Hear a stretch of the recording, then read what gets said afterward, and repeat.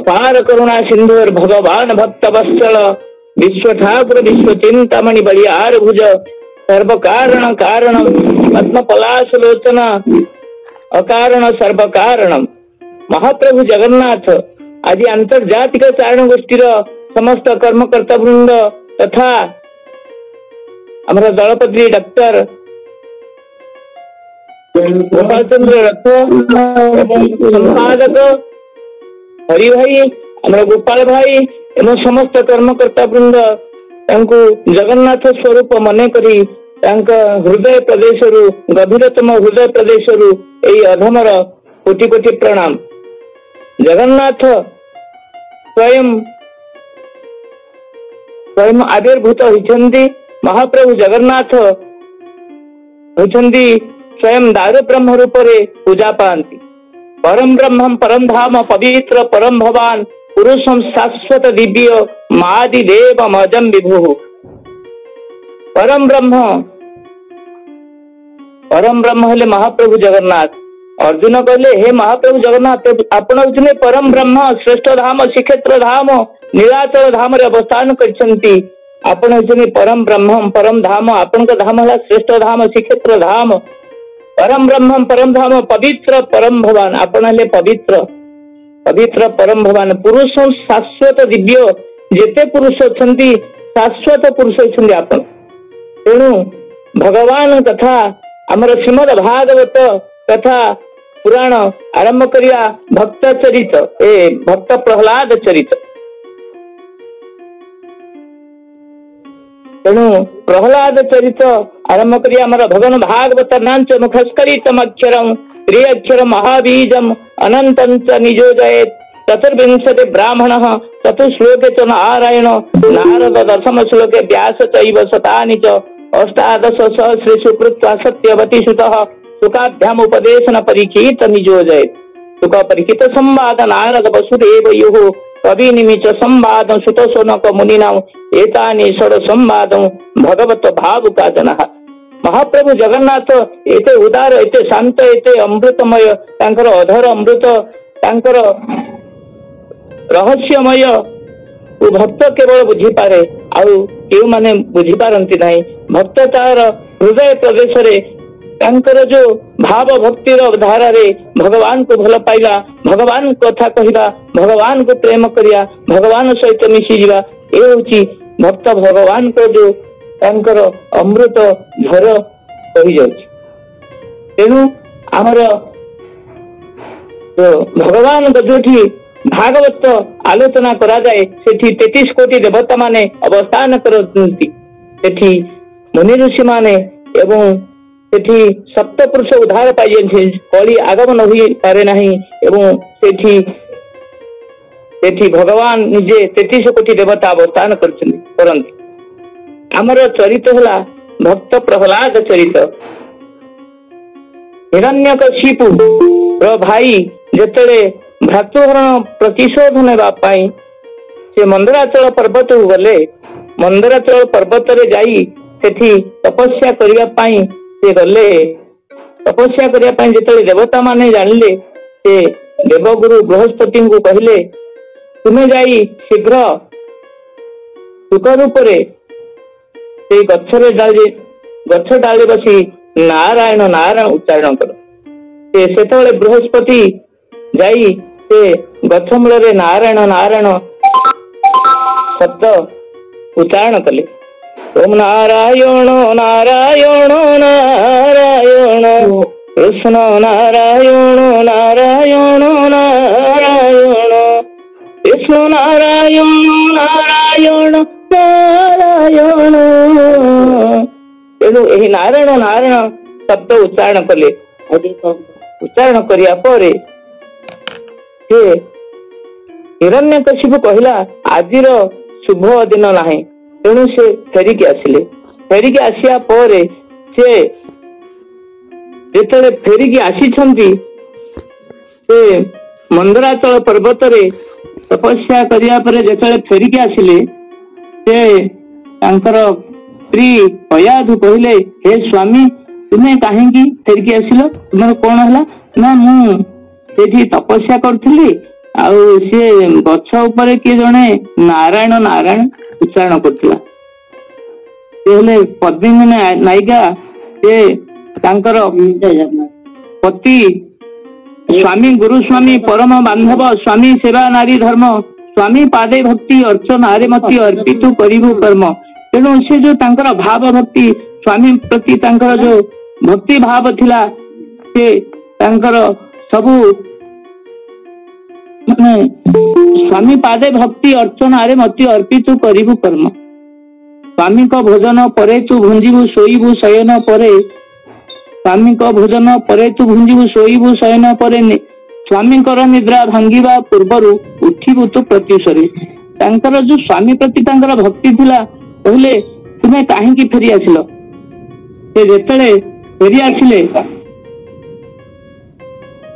ସେ ଆଉ ଥରେ ମାନେ ଫେରି ଆସିବା ପରେ ସେ ଗାଧେଇକି ଆସିଲେ।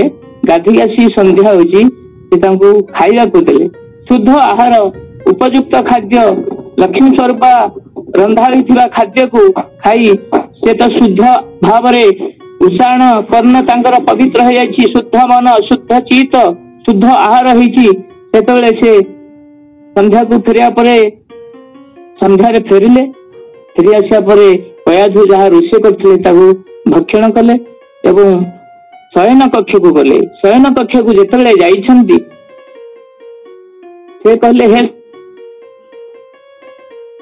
ସ୍ୱାମୀ, ତୁମେ ଆଜି ମୋ ସହିତ ପ୍ରୀତି କର, ପ୍ରୀତି କର। ସେ କହିଲେ ନାଇଁ ମୁଁ ପ୍ରୀତି କରିବି ନାହିଁ। ସେ କହିଲେ ନା ହଁ କରିବାକୁ ପଡିବ।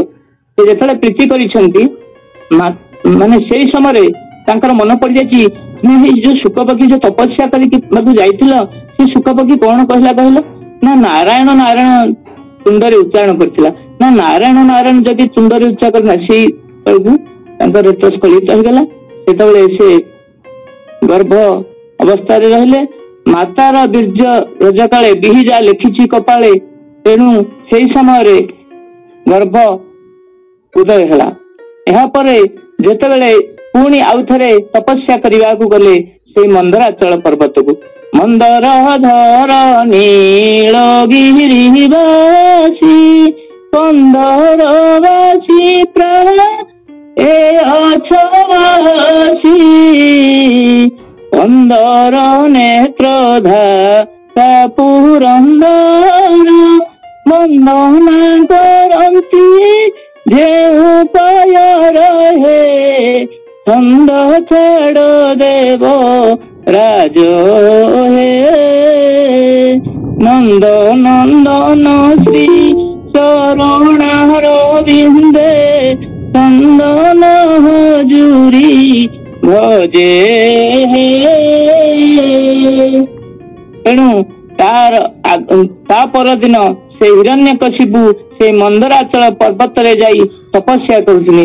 ଓಂ ବ୍ରହ୍ମାୟ ନମଃ, ଓಂ ବ୍ରହ୍ମାୟ ନମଃ, ଓಂ ବ୍ରହ୍ମାୟ ନମଃ। ସେତେବେଳେ ସେ ବ୍ରହ୍ମା ଆସିଲେ, କହିଲେ ହେ ଅସୁର କୁମାର, ତୁମେ କଣ ମାଗ, ମୁଁ ତୁମକୁ ନିଶ୍ଚିତ ବର ପ୍ରଦାନ କରିବି। ଉଠ ହେ କଶ୍ୟପ କୁମାର, ହୋଇଛି ତପସିଦ୍ଧି ତୋର। ତୁ ବର ପାଇବା ପାଇଁ ଯୋଗ୍ୟ, ତୁ କଣ ବର ମାଗୁଛୁ ମାଗେ, ମୁଁ ତତେ ନିଶ୍ଚିତ ଭାବେ ପ୍ରଦାନ କରିବି। ବ୍ରହ୍ମା ଯେତେବେଳେ ହିରଣ୍ୟକଶିପୁ କହିଲେ, ସେ କହିଲେ କଣ କହିଲେ?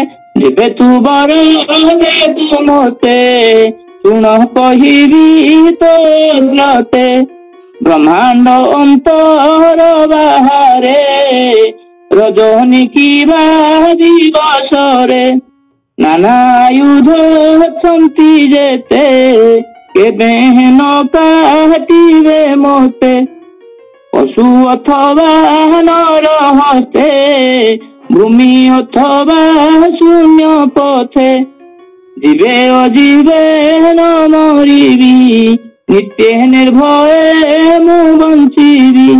ସୁର ସୁର ସର୍ବାଘାତେ, ବିୟୋଗ ନ କରିବେ ମୋତେ। ରଜନୀ ଦିବସ ରାତ୍ରି ଏବଂ କେବେ ହେଲେ ମୁଁ ମରିବି ନାହିଁ, ତାର ଅସ୍ତ୍ରଶସ୍ତ୍ର ମତେ କାଟିବେ ନାହିଁ, ଅଗ୍ନିରେ ପୋଡିବିନି, ଜଳରେ ବୁଡିବିନି, ଦିନରେ ମରିବିନି, ରାତିରେ ମରିବିନି, ଘରେ ମରିବିନି, ବାହାରେ ମରିବିନି। ଏହିପରି ଭାବରେ ଯେତେବେଳେ ବର ମାଗିଛନ୍ତି ତଥାସ୍ତୁ କରିଦେଇଛନ୍ତି ବ୍ରହ୍ମା, ବେଦପତି ବ୍ରହ୍ମା ତଥାସ୍ତୁ କରିଦେଲେ। ଏହିପରି ଭାବରେ ଯେତେବେଳେ ବର ପାଇ ଆସି ହିରଣ୍ୟକଶିପୁ ଆସିଲା, ସେତେବେଳେ ଦେବତା ମାନଙ୍କୁ ବହୁତ ହଇରାଣ ହରକତ କଲା। ଯେତେବେଳେ ହଇରାଣ କରିଛନ୍ତି, ସେତେବେଳେ ଦେବତା ମାନେ ଭଗବାନ ଜଗନ୍ନାଥଙ୍କୁ ସ୍ତୁତି କରିଛନ୍ତି। ଆଉ ଭାବ ବିନୋଦିଆ ଠାକୁର ଶିବ ଜୀବନ ତବାଘ୍ରିରେ ଗଲି ଶରଣ ବାରେ ପର କାରଣ ପତିତ ପାବନ ମାନ ତୋ ନାମ ଶୁଣି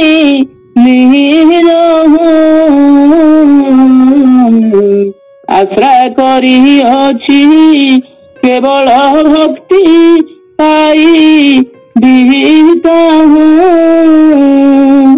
ଏହିପରି ଭାବରେ ଦେବତା ମାନେ ଯେତେବେଳେ ସ୍ତୁତି କରିଛନ୍ତି ଭଗବାନଙ୍କୁ, ସେ ପ୍ରଭୁ ନାରାୟଣ କହିଲେ, ହେ ଦେବତା ମାନେ, ମତେ କିଛି ସମୟ ଅପେକ୍ଷା କରିବାକୁ ପଡିବ।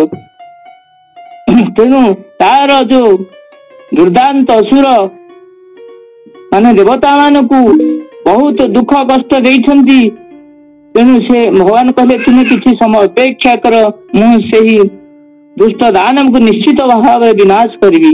ଯଦା ଯଦା ହି ଧର୍ମସ୍ୟ ଗ୍ଲାନିର୍ଭବତି ଭାରତଂ ଅଭ୍ୟର୍ଥାନାମ୍ ଅଧର୍ମସ୍ୟ ତଦା ଆତ୍ମସୃଜାମ୍ୟହଂ ପରିତ୍ରାଣାୟ ସାଧୁନାଂ ବିନାଶାୟ च ଦୁଷ୍କୃତାଂ ଧର୍ମ ସଂସ୍ଥାପନାର୍ଥାୟ ସମ୍ଭବାମି ଯୁଗେ ଯୁଗେ।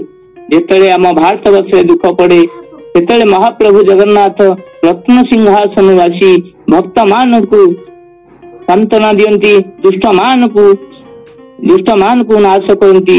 ଏହିପରି ଭାବରେ ତାଙ୍କର ଅବତାର ହୁଅନ୍ତି। ତେଣୁ ଏହି ସମୟରେ ପ୍ରହ୍ଲାଦ ଜନ୍ମ ନେଲେ। ପ୍ରହ୍ଲାଦ ଯେତେବେଳେ ଜନ୍ମ ନେଲେ, ସେତେବେଳେ ମାତୃଗର୍ଭରେ ଥିଲାବେଳେ ଭଗବାନ କୃଷ୍ଣଙ୍କୁ ଦର୍ଶନ କରିଥିଲେ। ଯେମିତି ଉତ୍ତରା ଗର୍ଭରେ ଥାଇ ପରୀକ୍ଷିତଙ୍କୁ ଦର୍ଶନ ଦେଇଥିଲେ। ସଶଙ୍ଖ ଚକ୍ର ସକିରୀଟ କୁଣ୍ଡଳମ୍ ସପୀତ ବସ୍ତ୍ର ସରଶିରୁହେକ୍ଷଣ ସହାର ବକ୍ଷସ୍ଥଳ କୌସ୍ତୁଭ ଶ୍ରିୟଂ ନମାମି ବିଷ୍ଣୁ ଶିରସା ଚତୁର୍ଭୁଜଂ। ସେହିପରି ଭାବରେ ପ୍ରହ୍ଲାଦ ମାତୃଗର୍ଭରେ କୟାଦୁ ଗର୍ଭରେ ଥିଲାବେଳେ ଭଗବାନଙ୍କୁ ଦର୍ଶନ କରିଥିଲେ। ଜନ୍ମ ନେଲେ ଦିନକୁ ଦିନ ତେଜ ରାଶି ଶୁକ୍ଳ ପକ୍ଷେ ଜହ୍ନେ ଶଶୀ। ଶୁକ୍ଳ ପକ୍ଷରେ ଯେମିତି ଶଶୀ ବଢି ଯାଆନ୍ତି, ସେହିପରି ପ୍ରହ୍ଲାଦ ଦିନକୁ ଦିନ ଡଉଲ ଡାଉଲ ହୋଇ ବଢି ଯାଆନ୍ତି। ମାନେ ଏତେ ସୁନ୍ଦର, ସେ ଦିନେ ବର୍ଷେ ହୋଇ ସେ 5 ବର୍ଷରେ ପରିଣତ ହେଇଗଲେ। ଯେତେବେଳେ 5 ବର୍ଷରେ ହୋଇଯାଇଛି, ପ୍ରହ୍ଲାଦଙ୍କୁ ତାଙ୍କ ପିତା ହିରଣ୍ୟକଶିପୁ ପାଠ ପଢାଇବା ପାଇଁ ଗୁରୁଙ୍କ ପାଖକୁ ନେଇଛନ୍ତି। ଏ ଅସୁର ଗୁରୁ ଶୁକ୍ରାଚାର୍ଯ୍ୟଙ୍କର 2ଟି ପୁତ୍ର ଥିଲେ, ଷଣ୍ଢ ଏବଂ ଅମର୍କ। ଷଣ୍ଢ ଅମର୍କ ପାଖକୁ ଯେତେବେଳେ ବିଦ୍ୟା ଶିକ୍ଷା ଦେଇଛନ୍ତି, ସେ ବିଦ୍ୟା ଶିକ୍ଷା କରିଛନ୍ତି। ସେ ପଚାରୁଛନ୍ତି, ତୁମେ ମୋ ପୁଅ ପ୍ରହ୍ଲାଦକୁ କଣ ଶିକ୍ଷା ଦେଲ? ନା, ମୁଁ ସାହିତ୍ୟ, ଗଣିତ, ରାଜନୀତି ବିଜ୍ଞାନ, ଇତିହାସ ଏହିପରି ଭାବରେ ବିଭିନ୍ନ ପ୍ରକାର ବିଦ୍ୟା ପଠେଇଛି। ସେ ଯେତେବେଳେ ହିରଣ୍ୟକଶିପୁ ଯେତେ ପ୍ରହ୍ଲାଦକୁ ପଚାରିଲେ, ତୁମେ କି ପାଠ ପଢିଲ? ନା, ମୁଁ ଭଗବାନଙ୍କ କଥା ଶିକ୍ଷା କଲି। ଓಂ ନମୋ ଭଗବତେ ବାସୁଦେବାୟ। ସେ ହିରଣ୍ୟକଶିପୁ କହିଲା ଯେ ମୁଁ ମୋର ଶତ୍ରୁର ଉଚ୍ଚାରଣ କରୁଛି, ମୁଁ ଯାଉଛି ଗୁରୁଙ୍କ ପାଖକୁ ଯାଇ ତାଙ୍କୁ ପଚାରିବି। ସେ କହିଲେ, ଗୁରୁ କହିଲେ, ମୁଁ ହଉଛି ତ୍ରିଭୁବନ ରାଜା, 3 ଭୁବନ ରାଜା, ମତେ ଦେବତା ମାନେ ଡରନ୍ତି। ତେଣୁ ତୁମେ ମୋ ପୁଅକୁ କି ପାଠ ପଢା ଶିଖେଇଛ? ନା, ମୁଁ ରାଜନୀତି ପାଠ ଶିଖେଇନି। ନା, ଏଇ କଥା କେମିତି ସେ ଶିଖିଲା? ନା, ସେ ଭଗବାନଙ୍କୁ ସେ ଦର୍ଶନ କରିଛନ୍ତି। ସେ ସଦାବେଳେ ଭଗବାନ କଥା କହନ୍ତି। ଏତ ଭକତ ଭାବରେ ବନ୍ଧାରେ ଏତ ଭକତ ଜୀବନ ଧନ ତୁ ତାକୁ ଖୋଜିଲେ ସେ ତୋତେ ଖୋଜଇ ସିଏ ତ ଆପଣା ଜନରେ ଊଣା କର ନାହିଁ ମନ, ସେ ତ ଭକତ ଭାବରେ ବନ୍ଧାରେ, ସେ ତ ଭକତ ଜୀବନ ଧନ। ସେ ହଉଛି ଭକ୍ତର ଅଧୀନ, ଭକ୍ତ ତାର ସବୁ କିଛି, ଭକ୍ତ ମୋ ପ୍ରାଣ, ଭକ୍ତ ମୋ ଜୀବନ, ଭକ୍ତ ହିଁ ତାର ସବୁ କିଛି। ତେଣୁ ଭକ୍ତ ଭଗବାନ ଏକାକାର ହୁଅନ୍ତି, ଭକ୍ତକୁ କୁଣ୍ଢେଇ ପକାନ୍ତି। ଏଇ କଥା ଜାଣିଲା ଯେତେବେଳେ ହିରଣ୍ୟକଶିପୁ କହିଲା କୁପୁତ୍ର ମୋର କୁଳାଙ୍ଗାର, ଆଜ ପେଶିବି ଯମପୁର, କାହାର ବୋଲେ ଦୁଷ୍ଟପଣେ, ମୋ ଆଜ୍ଞା ଭାଙ୍ଗୁ କି କାରଣେ। ମୋର ଆଜ୍ଞା କାହିଁକି ଭାଙ୍ଗିଲୁ, ଯେହେତୁ ମୁଁ ସଦାବେଳେ ଶିବଙ୍କୁ ଧରିଛି, ତୁ ସେଇ ମୋର ଶତ୍ରୁ ଭଗବାନକୁ କାହିଁକି ତୁ ତାକୁ ଡାକିଛୁ। ପ୍ରହ୍ଲାଦ ହିରଣ୍ୟକୁ ଏହିପରି ଭାବରେ ଯେତେବେଳେ ପଦାର୍ଥ ଅତ୍ୟାଚାର କହିଲା, ମୁଁ ନିଶ୍ଚିତ ଭାବେ ମାରିଦେବି। ବାଳକେ ନାଶ ମନେ ଚିନ୍ତି, ଶୂଳ ଅନ୍ତରୀକ୍ଷେ ବୁଲାନ୍ତି, ଶୂଳ ବୁଲାଇ ମହାଘୋରେ, ପିଟିଲା ବାଳକ ଉପରେ। ଶୂଳ ବୁଲାଇକି ବାଳକ ଉପରେ ପିଟିଲା। ସେ ଭଗବାନଙ୍କୁ ସ୍ମରଣ କଲା। ତା ଦେଖି ଅସୁର କୁମର, ମନେ ଚିନ୍ତିଲା ଚକ୍ରଧର, ପ୍ରହ୍ଲାଦର ଦେହେ ବାଜି, ସକଳ ଶସ୍ତ୍ର ହେଲେ ଭାଜି। ସକଳ ଶସ୍ତ୍ର ଭାଙ୍ଗିଗଲା, ବଜ୍ର କରିଦେଇଛନ୍ତି ମହାପ୍ରଭୁ ତାଙ୍କର ଶରୀରକୁ। ସେ ଜଳେ ବୁଡିବେ, ଜଳରେ ମରିବନି। ଏ ମାନେ ପ୍ରହ୍ଲାଦକୁ ମାନେ ପ୍ରହ୍ଲାଦ ଯେତେ ଦୁଃଖ ଯନ୍ତ୍ରଣା ଦେଲେ ମଧ୍ୟ, ହିରଣ୍ୟକଶିପୁ ଯେତେ ଦୁଃଖ ଯନ୍ତ୍ରଣା ଦେଲେ ମଧ୍ୟ, ଯେହେତୁ ଭଗବାନଙ୍କ ଆଶ୍ରୟ ନେଇଛି, ସେ ତାଙ୍କର କିଛି ହେଲେ କ୍ଷୟ ହେଲା ନାହିଁ। ଆହୁରି ଐରାବତ ହସ୍ତିକି ଆଣିଲା ଏବଂ ନାଗକୁ ମଧ୍ୟ ଆଣିଲା। ଐରାବତ ଆଦି ନାଗେ, ତାହାଙ୍କୁ ଅଣାଇଲେ ବେଗେ, ଭୁଲଇ ଦନ୍ତାଘାତ କର, ଯେ ମନ୍ତେ ମର ଅସୁର। ଅତିକି ଚାହିଁ ଦୈତ୍ୟ ବଳା, ଅନ୍ତରେ କୃଷ୍ଣ ସୁମରିଲା। ନାଗକୁ ଦେଖି ପ୍ରହ୍ଲାଦ, ଚିତେ ଚିନ୍ତିଲା କୃଷ୍ଣ ପାଦ।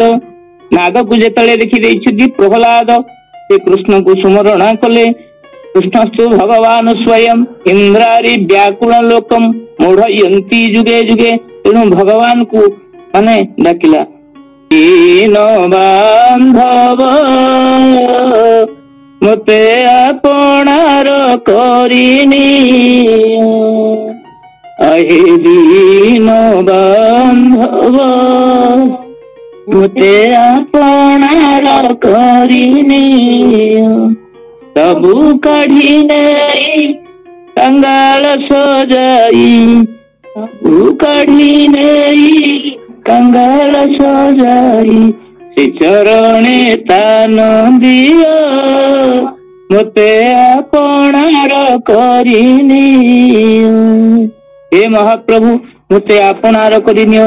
ଏଇ ଦୁଃଖ ଦୁର୍ଦଶା ସହି ନ ପାରି ଯେତେବେଳେ ପ୍ରହ୍ଲାଦ ଭଗବାନଙ୍କୁ ଡାକିଲା, କହୁଛି ତୁ ଯେବେ ବୋଲୁ ମୋର ହରି, ଦୃଶ୍ୟ ଅଦୃଶ୍ୟ ଛନ୍ତି ପୁରୀ। ଦୃଶ୍ୟରେ ଅଦୃଶ୍ୟରେ ସକଳ ଜୀବରେ ଘଟରେ ମହାପ୍ରଭୁ ଜଗନ୍ନାଥ ବିରାଜମାନ କରିଛନ୍ତି। ତେଣୁ ତୁ ଯେବେ ବୋଲୁ ମୋର ହରି, ଦୃଶ୍ୟ ଅଦୃଶ୍ୟ ଛନ୍ତି ପୁରୀ, ଆଜ ତୁ ମୋହର ସମକ୍ଷେ, ହରିଙ୍କି ଦେଖାଅ ପ୍ରତ୍ୟକ୍ଷେ। ହରିଙ୍କି ମତେ ଶୀଘ୍ର ଦେଖା। ବାସୋ ଯଦି ସହ ସର୍ବତ୍ର, କସ୍ମାତ୍ ସ୍ତମ୍ଭେ ନ ଦୃଶ୍ୟତେ। ଯଦି ତୋର ପ୍ରଭୁ ଏଇ ସ୍ତମ୍ଭ ଭିତରେ ଅଛନ୍ତି, ତେବେ ମତେ ଦେଖାଅ, ନହେଲେ ଆଜ ଛେଦିବି ତୋର ଶିର, ଆସିରକୁ ତୋ ଚକ୍ରଧର।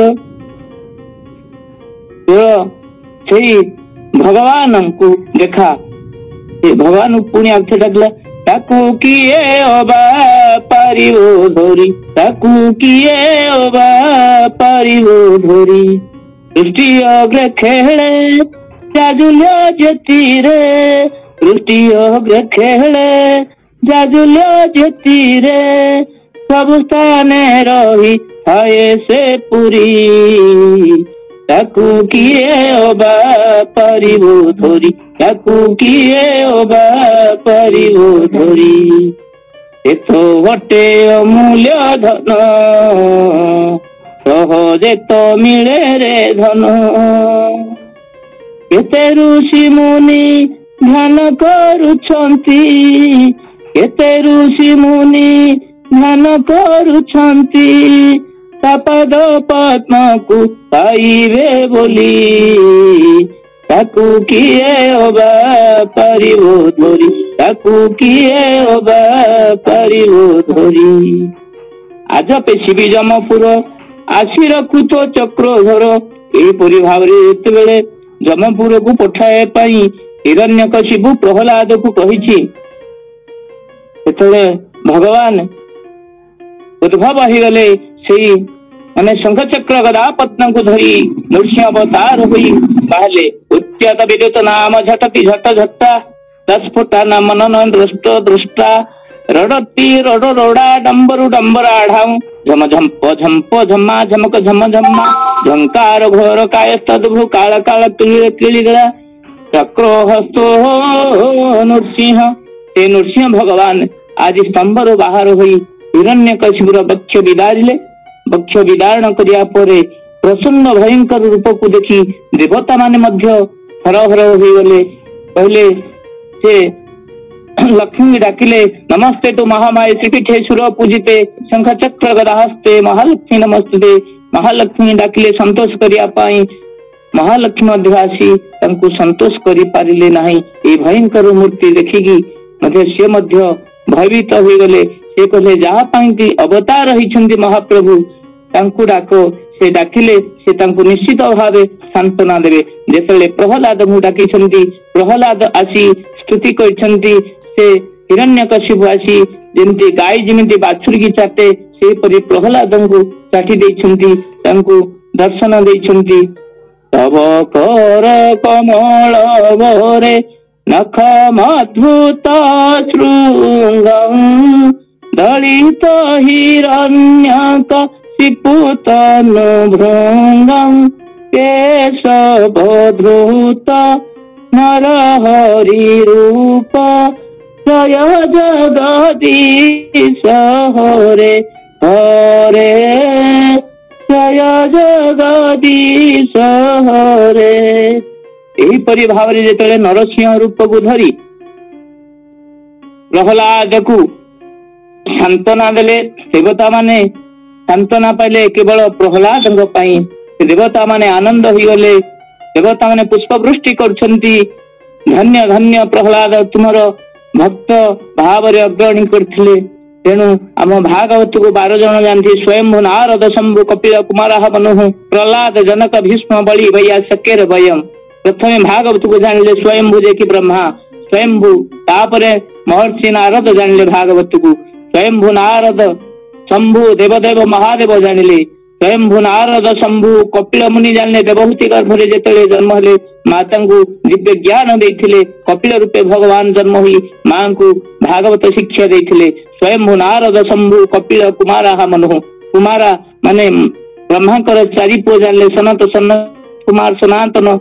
ଏହିପରି ଭାବରେ 4 ପୁଅ ଜାଣିଲେ। ସ୍ୱୟଂଭୁ ନାରଦ ଶମ୍ଭୁ କପିଳ କୁମାରା ମନୁଃ, ମନୁରାଜା ଜାଣିଲେ। ସ୍ୱୟଂଭୁ ନାରଦ ଶମ୍ଭୁ କପିଳ କୁମାରା ମନୁଃ, ପ୍ରହ୍ଲାଦ ଜାଣିଲେ। ଜନକ ରାଜା ଜାଣିଲେ, ଭୀଷ୍ମ ଜାଣିଲେ ଏବଂ ବଳି ଜାଣିଲେ ଏବଂ ବ୍ୟାସ ଜାଣିଲେ।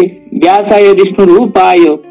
ତେଣୁ ବ୍ୟାସ ଯେତେବେଳେ କଲମ କଲେ ଶ୍ରୀମଦ ଭାଗବତକୁ, ଅଷ୍ଟାଦଶ ପୁରାଣକୁ ଯେତେବେଳେ ସେ ମାନେ ରଚନା କଲେ, ତାଙ୍କ ମନରେ ଶାନ୍ତି ଆସିଲା ନାହିଁ। ଯେତେବେଳେ ଶ୍ରୀମଦ ଭାଗବତକୁ ରଚନା କଲେ, ତାଙ୍କ ମନରେ ଏତେ ଶାନ୍ତି, ଏତେ ପ୍ରେମ ଗଦଗଦ ହୋଇଗଲା ଯେ ଭାଗବତର ଏତେ ମୁକ୍ତିର ପଥ। ଭାଗବତ ଏକ ଭଗବାନଙ୍କ ମୁଖ ନିଃସୃତ ବାଣୀ। ଭାଗବତ ହେଉଛି ଅମୃତର ଲହରୀ, ଯୋଉଠି ଭଗବାନଙ୍କ ସଙ୍ଗୀତ, ଶ୍ରୀ ଜଗନ୍ନାଥଙ୍କ ସଙ୍ଗୀତ, ଯାହା ନାମ ଶ୍ରୀ ଭାଗବତ। ଏ ଭାଗବତ ହେଉଛନ୍ତି ଭଗବାନଙ୍କ ମୁକ୍ତି ପ୍ରଦାନ କରେ ଭକ୍ତ ମାନଙ୍କୁ। ଭକ୍ତ ମାନେ କେବଳ ମାନେ ଭଗବାନଙ୍କ ନିର୍ଯାସ। ଭାଗବତ ହେଉଛନ୍ତି ସ୍ୱୟଂ ବ୍ରହ୍ମ। ତେଣୁ ବ୍ରହ୍ମସ୍ୱରୂପ ବ୍ରହ୍ମ ହେଉଛନ୍ତି आमर जल ब्रह्म हेले भागीरथी, सप्त ब्रह्म हेले विष्णु सहस्रनाम, ब्रह्म दारु ब्रह्म महाप्रभु जगन्नाथ, अर्ण ब्रह्म हेले महाप्रसाद। तेणु आमर ये जो भगवान को मुख निश्चित वाणी भागवत को जो माने शुणुंट से मुक्ति वर्णना कर ना, जो देवता माने अमृत माने जी शांति पाई ना भाव सुख परीक्षित संवाद सुख मुनि कहते परीक्षित महाराज शुणुंट से नवैंशारण्य 7 दिन धरी भागवत को श्रवण कर परीक्षित महाराज से मुक्ति पाई। ये भागवत आम जदि सप्ताह दैनिक आम एकाग्र चित्त एक मन प्राण ढाली भागवत को श्रवण करवा आम निश्चित भाव मुक्ति लाभ करवा, भगवान सहित सानिध्य लाभ करवा। तेणु प्रहलाद चरित माने एते भाव भक्तिर धारा रे भक्त भगवान को भल पाइबा, भक्त भगवान एकाकार हो जावा। तेणु प्रहलाद माने किभली भाव में केते दुष्ट माने तांकर पिता हेले मध्य से टलिला नहीं, जेते विपत्ति आसिला मध्य से एकाग्र चित्तरे मन प्राण ढाली भगवान को डाकिला। सेतले से भगवान निजे नृसिंह रूप रे आसी तांको सांत्वना देले एवं से पुणी वर मागिथिले, तू को वर मागुछु मागे? से बोले मत वर दिया मते संसार तरी बीजे मनते, इमिति गोटे वर दियो मु ए संसार तरी जीवी। जेंति भरत को प्रयाग रे वर देथिले श्री राम, अर्थ न धर्म काम रुचि गति न चहु निर्वाण, जन्म जन्म रति राम पदयः वरदानु नान। केवल तुमकर पाद कमल रे मते स्थान दियो एति कहिथिले प्रहलाद। आउ कहिथिले मोर बापा किमती जुगे जुगे तुम कूल रे पूजा पाइबे, ए कथा मध्य देथिले।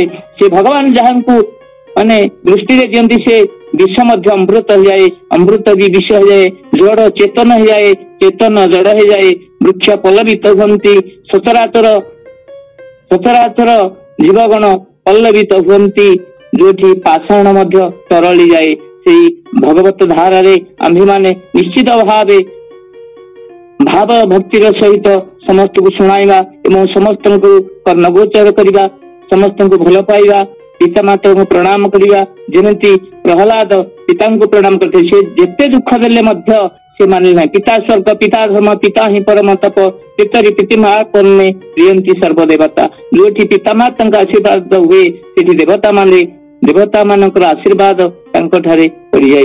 तेणु विद्या ये जो विद्या पढ़िले ओम नमो भगवते वासुदेवा, तांकर जो भाव तांकर जो भक्ति तांकर जो ज्ञान वैराग्य एक कथा भक्त चरित्र प्रहलाद सहित भक्त मान केमिति भगवान को पाइछंती एक कथा समस्ते श्रवण करछंती। तेणु तांकर सप्त पुरुष मध्य उद्धार पाई जाइछंती।